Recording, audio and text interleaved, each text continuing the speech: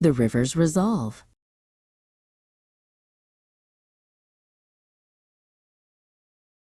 The winter wind howled across the Yangtze, but inside the palace of Wu, a different storm was brewing. Zhao Yu, the brilliant commander, strode through the corridors. His mind was as sharp as a blade, and his resolve was unyielding. He had been summoned by his lord, Sun Quan, to decide the fate of their land against an approaching shadow from the north. Sun Quan sat alone in his private chambers, a heavy scroll clutched in his hand. It was a letter from the northern warlord Cao Cao, demanding total surrender. 1,000,000 soldiers, Sun Quan whispered as Zhou Yu entered. He claims to have 1,000,000 men ready to cross the river and swallow our kingdom whole.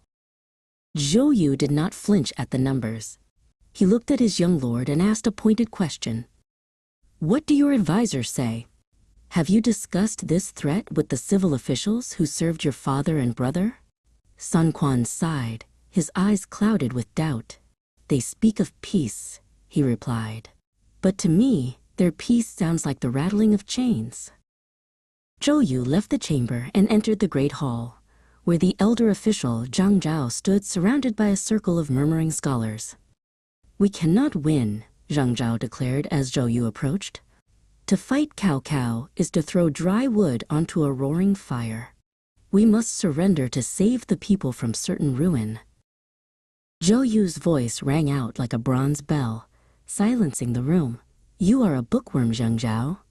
You read of old battles in the safety of your library, but understand nothing of the heart. To surrender is to spit upon the legacy of the Sun family. My lord's father and brother did not build this kingdom to hand it over to a tyrant in a fit of fear. Leaving the stunned officials behind, Zhou Yu led Sun Quan to a quiet room where a map of the empire was spread out. Numbers are a mask used to hide weakness, Zhou Yu explained, tracing the winding lines of the great river. Cao Cao is powerful, but he is a giant with feet of clay. I see 4 major flaws in his plan. First, Zhou Yu said, Cao Cao's rear is unstable. His enemies in the west wait for the moment he turns his back. Second, his men are riders of horses, not masters of waves. They have no experience in naval warfare.